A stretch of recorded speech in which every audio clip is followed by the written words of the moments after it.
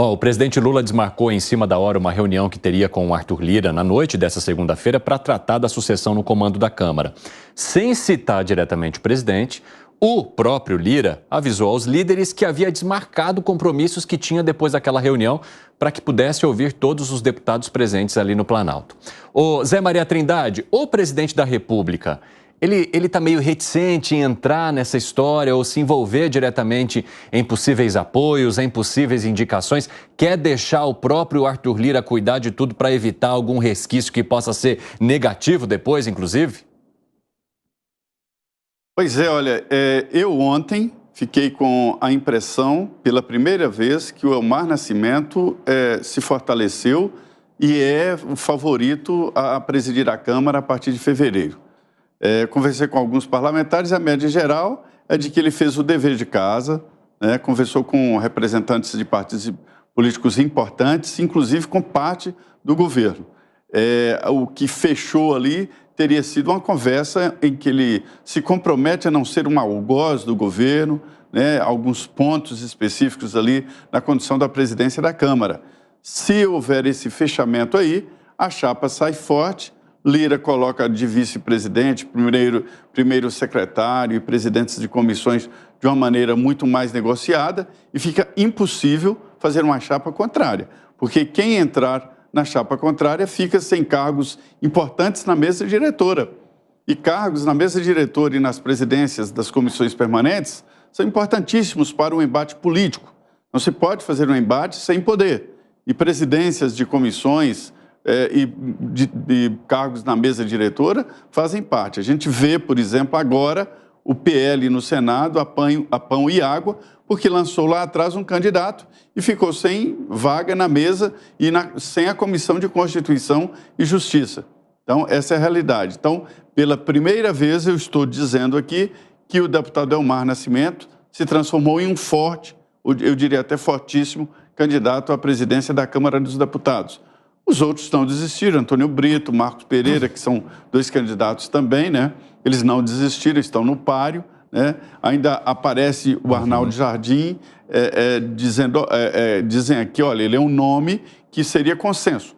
Não tem divergências nem da oposição e nem do governo. Seria um nome que equilibra bastante. Mas o Elmar Nascimento fez o chamado dever de casa e saiu na frente. Diante desta nova realidade, né? O Lula, o presidente Lula, ontem, durante a reunião com líderes, soltou uma frase muito interessante, dizendo que não iria interferir na decisão do Congresso sobre presidências da Câmara e do Senado. Isso é muito forte, aceitando a decisão, portanto, do Arthur Lira.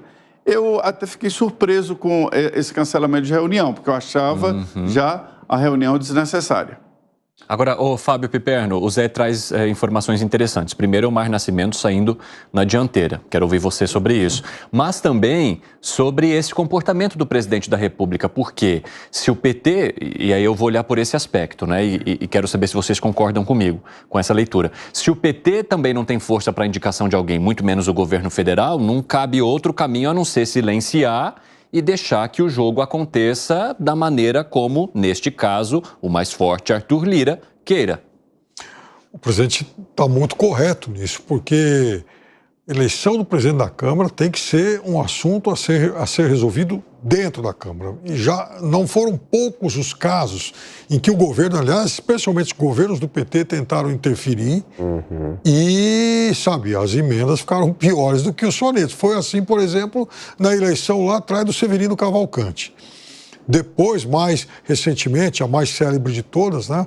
A tentativa da Dilma de enfrentar o Eduardo Cunha. Deu no que deu. Muito ruim, para os dois. Então, é claro que o presidente sabe que, com a bancada bastante reduzida que ele não tem força política para fazer o presidente da Câmara. No máximo, para interferir numa disputa bastante equilibrada. Então, não convém a ele agora se manifestar, muito menos a bancada do PT. Deixa o jogo seguir. Se lá na frente, em fevereiro, houver uma situação de evidente equilíbrio, aí sim, né, as bancadas mais ligadas ao governo, de alguma forma, vão poder interferir mais nesse processo, até como um fator aí de decisão. Mas, por enquanto, não. E é muito claro, desde o início desse processo, que de todos os pré-candidatos, o mais próximo ao presidente Arthur Lira é exatamente o Elmar Nascimento. O que você acha, Gani? Eu acho que talvez nem o Arthur Lira queira um apoio explícito do governo federal, porque esse apoio pode significar para outros parlamentares perdas de interesses, perdas de fatia no orçamento, e aí ter algum prejuízo, então eu vejo que Arthur Lira quer uma distância para evitar um episódio Severino Cavalcante, que o Piperno bem lembrou aqui. Acredito que esse distanciamento é favorável ao governo, como também é favorável ao presidente Arthur Lira. Tudo indica, que a maior probabilidade de vitória, por hora, eu acho que o jogo ainda está aberto, o Marcos Pereira é um nome forte, vejo assim, é Elmar Nascimento do União Brasil. Caso isso se concretize, Evandro, União Brasil provavelmente vai ter a presidência de duas casas, repetindo o que aconteceu num passado recente. Se torna, com isso, um partido muito poderoso. Vai ter Senado, Câmara dos Deputados, tem 3 ministérios do governo, ao mesmo tempo consegue ser oposição ao governo, tendo 3 ministérios. Em termos de prefeitura, é a terceira maior máquina partidária do Brasil, podendo crescer nessas eleições e ultrapassar o MDB. Fala, Segré. Tudo isso me lembra a um jogo, Estratégias de Guerra, e a um filme, Jogos de Guerra. Uhum. E por que isso? Quando você tem no jogo Estratégias de Guerra, era uma questão em que vai crescendo um. Quando cresce muito, todos eles se juntam para equiparar esse equilíbrio e que ele caia em termos de potencial ofensivo. E no caso dos Jogos de Guerra, é uma computadora que chamava Joshua e que fazia diferentes análises em termos de como era bom jogar a guerra.